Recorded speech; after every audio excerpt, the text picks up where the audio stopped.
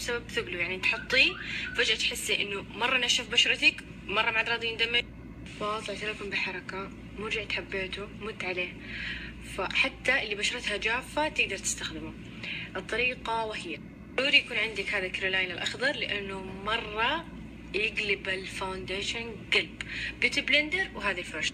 أنا للفاونديشن وكثير أشوف بنات يعانوا من حركة الفاونديشن إنه يبقع ما يطلع نظيف بسبب إنها مثلا تحط نقاط وتجي بالبيوتي بلندر مثلا تقوم تطبطب. أنا ما الفاونديشن يطلع أحيانا كأنه خفيف. أنا هذه الحركة ما أحبها، وفعلا لاحظت الفرق من يوم بديت أستخدم هذه الطريقة. تحط الفاونديشن على الفرشة مثلا، تبدأي توزعي على كامل بشرتك، تمام، بدون دمج، بس توزيع على كامل بشرتك. خلاص خلصتي، راح تاخذي البيوتي بلندر، راح تقطي نقطتين بس، ما تكثري، وتبدأي بعدها طبطبة على فوق على فوق، والناحية الثانية على فوق، من هنا على الجنب ومن هنا. النتيجة خرافية، جربوها وارسلوا لي، ابغى اشوف تجاربكم كيف مشت معاكم، ولا ما ضبطت ولا ضبطت، ولا ايش صار، ولا حلو ولا مو حلو. هذه الحركة هذه مت عليه. الحركة الثانية انك انت مثلا تحطي 3 ضغطات، ضغطتين مثلا فاونديشن، وبعدها تحطي برضو نقطتين او نقطة وشي بسيط، تدمجيهم سوا، بعدها تاخدي تبدأ توزعي في بشرتك خلاص. وهنا طبعا في البيوتي بلندر ما تحطي شيء لانك دمجتي اوريدي الزيت مع الفاونديشن، تبدأي دمج. ما تسألوا، أنا عارف إنه كثير حيسألوا هل نستخدم نفس الطريقة اللي قلتيها معاه؟ لا، ما حبيته مع ده، ما أعرف، يمكن ما أعطيته حقه في التجربة، بس حبيت حق كريلاين أكثر مرة. حسيت هذا أعطاني لك دوي أكثر من ده.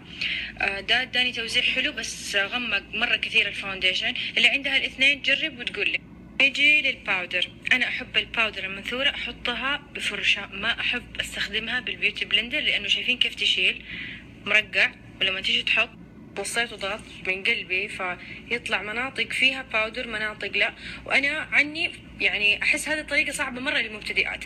اذا كنت محترفه راح حتقدري توزعيها تمام وتضبطيها. طبعا هي حلوه مو حلوه، بس انا افضل الفرشه اكثر بكثير من البيوتي بلندر للمنثوره، يعني للبودره اللي زي كذا.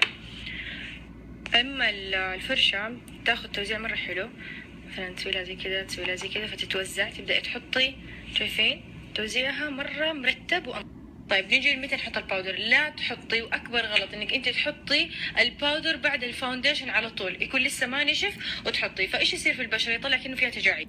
احلى طريقه انك انت تخلي الفاونديشن ينشف تماما، بعدها تحطي الكونسيلر ينشف تماما، تبدأي مثلا حواجب اي شيء، بعدها تحطي الباودر. طبعا يكون بفرشه شويه اكبر من هذه لانه هذه اللي لقيتها، وتبدأي عادي توزيع شيء بسيط ولا تكثري ابدا. افضل شيء وانت تحطي باودر تحت عينك على فوق، وحطي الباودر. وقبل لا تحطي الباودر تحت عينك ضروري تتاكدي انه ما في اي خطوط من الكونسيلر، اذا كان في على طول بالبيوتي بلندر بدون اي اضافات. شفتوا كيف تحط الباودر في الوجه؟ عشان كذا ما احبها. شفتوا رخيصه عكس، شايفين الفرق؟ طبعا هذا اذا كان انت قاعده تستخدمي بودره منثوره، بس اذا كانت يجي لمكياج مثلا الوالدة الجدة الله يطول بعمرها، ما ينفع لهم أبدا إنك أنت تكثري باودر تحت عينهم. أنا أفضل إنه أنا أستخدم فاونديشن يكون فيه نسبة باودر، فبالتالي يغنيني تماما عن الباودر، فما أحتاج إني أنا أحط باودر. بس هذه الطريقة ما يقعد الفاونديشن وقت طويل، أو مثلا ممكن يخطط عليها بعد فترة، فهي تسيبه تماما، يعني نسيب الفاونديشن ينشف تماما، بس مرة شيء بسيط باودر، مرة شيء بسيط، ولا تكثري، بس عساس انه يمسك لنا بس شويه الفاونديشن وما يخطط ولا يصير. دائما اذا كانت البشره اللي فيها تجاعيد ما فيها اي عيوب نستخدم لها فاونديشن خفيف وفيه نسبه ترطيب عاليه كذا تمام.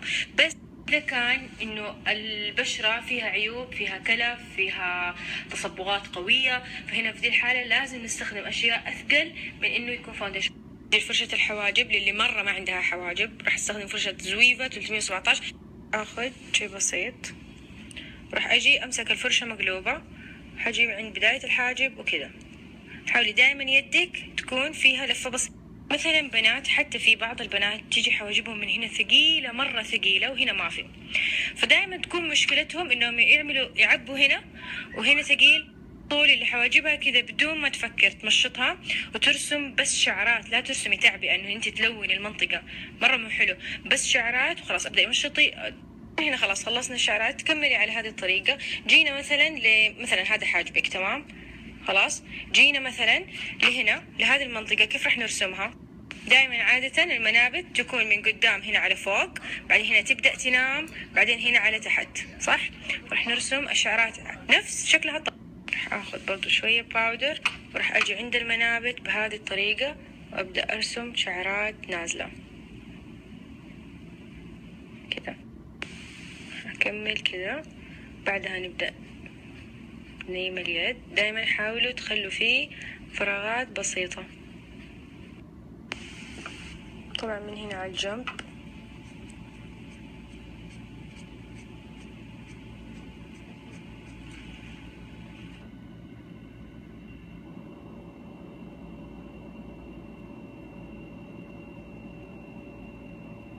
أنا دائما ما أحب الخط هنا يكون مسطر نهائي تحت، فراح آخذ نفس الفرشة كونسيلر، ولو صار في خط راح أفصل الخط. من هنا حاولوا ترسموا الشعرات على فوق كذا عشان يطلع عندكم إنه باين إنه شعرات مو خط ستريت. خلاص بطلوها خط ستريت، هذه بطلوها. الكونسيلر دائما حاولوا إنكم انتوا تبعدوا نقطة بسيطة عن الحاجب، يعني هذا شيء ذوقي، يعني ما هو شيء يعني لازم. يعني شيء مثلا جيتي عند آخر الحاجب شوفي في فاصل مرة بسيط، لا تكثري كونسيلر. خلاص وتجي بالفرشة على طول ادمجي بالفرشة، حدمج معاكي تمام.